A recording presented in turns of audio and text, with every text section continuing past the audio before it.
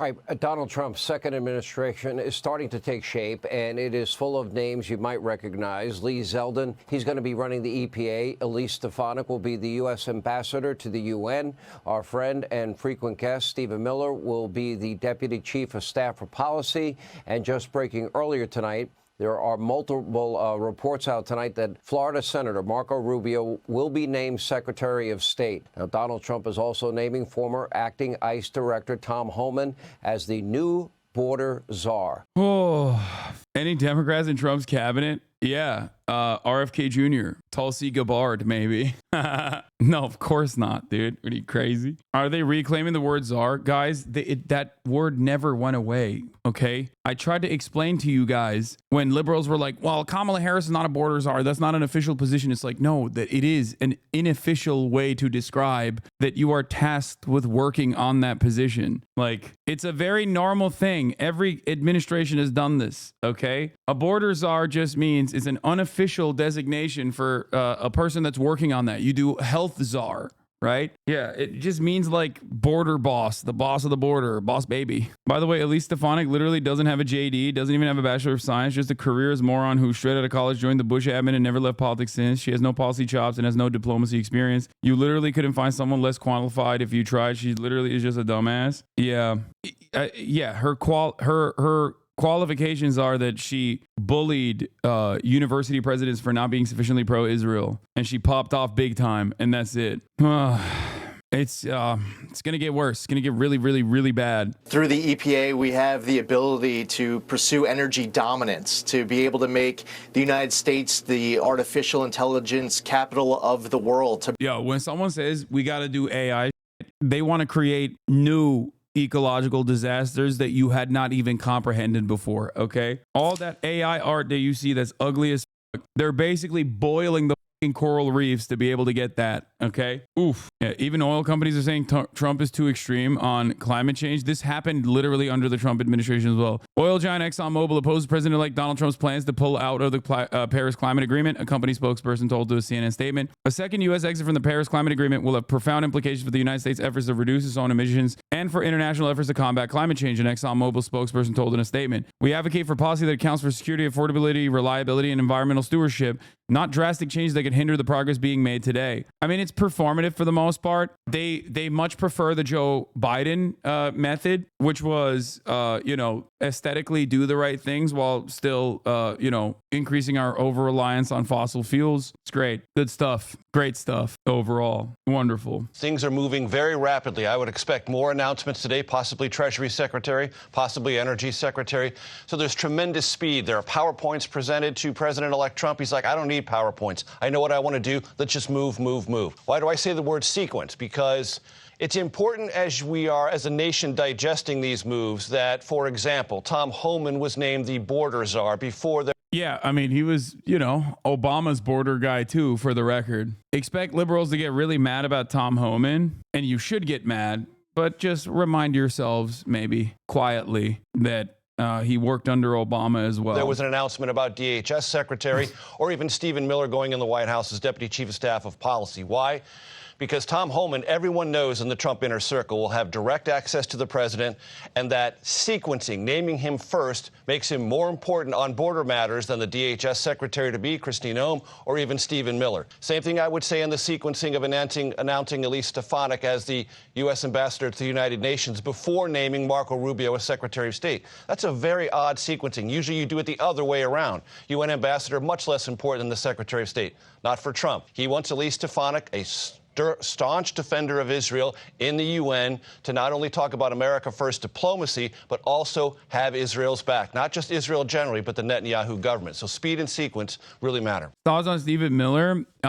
He is a very prominent neo-Nazi whose entire family despises him. He has no family. He has no friends. He has nothing in his life. The only thing he has is this resilient white supremacist, white nativist attitude and an agenda that he wants to follow through on that purges this nation of anyone that is like not white enough. What does it tell you about the cabinet he wants to build and the administration he intends to run? Does he still have a So wife? I covered the Trump transition in I guess he 2016 does. going into 2017. And back then, there were two great questions. What do I do, and how should I best do it? He knows the answers now. What he wants is loyalty, and he wants direct reporting. He knows the cabinet secretaries have to go through a Senate confirmation process. What he wants, though, is czars or people who have direct report power to him, who he can basically create a straight line of accountability that doesn't run necessarily through that agency's bureaucracy. It goes straight to him. You're going to see that shape many of his appointments. Obviously, there will be cabinet secretaries, but there'll be others who have direct report power to him, and he will try to use that to go around the bureaucracy when and where he can. And after Here's some more dumbass shit. Border Patrol morale soars after Trump's victory, higher than the first time he won. was announced as border czar, we heard all these sound bites of him turned out to be Not to be false. true.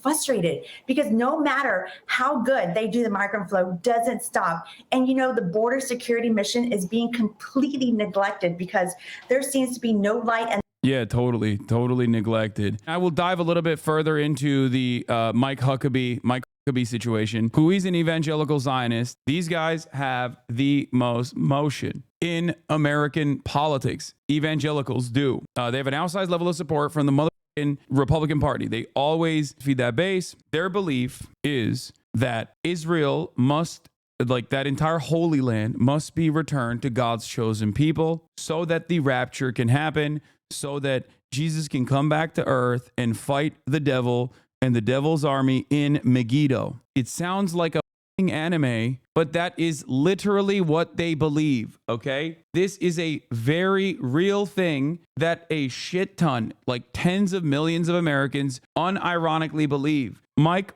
Huckabee is one of those people. In 2015, he told the Times of Israel that Israel's claim to the occupied West Bank is stronger than the United States' claim to Manhattan. Important to note that when he said this, he referred to the West Bank as Judea and Samaria and named the Palestinian Sea as an attempt to undermine their ties to the land. Trump has nominated Mike Huckabee as U.S. ambassador to Israel. Time for a quick review of the views agenda regarding Israel-Palestine that his nomination effectively endorses. Mike Huckabee, there's no such thing as Palestinians. Mike Huckabee, Palestinian state is a fantasy. Mike Huckabee, U.S. should fund building in Judea, Samaria. Mike Huckabee declares West Bank to be a part of Israel during settlement visit. Yeah, another tremendous victory for the anti-neocon faction. Time for regime change in Iran, he says. We should empower Iran's democratic opposition to topple the regime. Yeah, what happened to the Trump will end the wars people? I fucking told y'all, okay? I told y'all he wasn't going to do that. Even the people who were like worried about, where the war efforts will go for Ukraine. I told you, like, this is not about Donald Trump. These are not decisions that come from Donald Trump. Okay, that's it. America is uniparty when it comes to its foreign policy. One party pushes the needle further, the other party caves and capitulates and consolidates support, making that the American foreign policy. Various updates from Washington Post. Trump is expected to name 4 deputy chiefs of staff: James Blair, Taylor Budowich, Jan Scavino, Stephen Miller. Washington Post confirms the notice scoop that Senator Joni Ernst is interested in Secretary of Defense. Trump is looking to appoint William McGinley for White House counsel. He is White House cabinet secretary in the first administration. Now, the most important role in the Trump administration, no matter which side you're on, Matthew G. Whitaker, is likely to be Trump's pick for U.S. Attorney General. Many of you likely seen Whitaker on TV defending Trump. He was acting Attorney General during the first Trump administration and a harsh Mueller critic.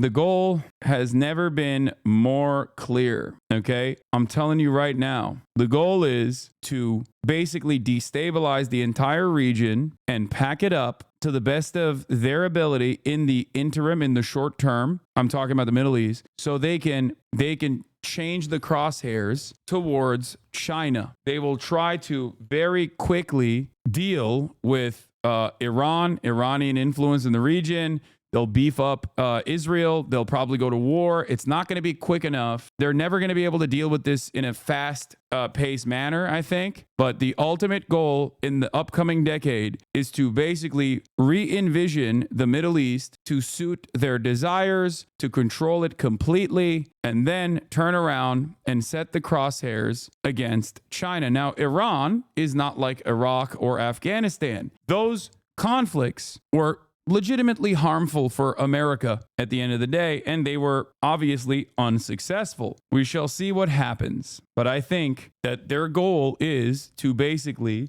give Israel as much land as possible and as much control over the region as possible, and then turn around and move towards China.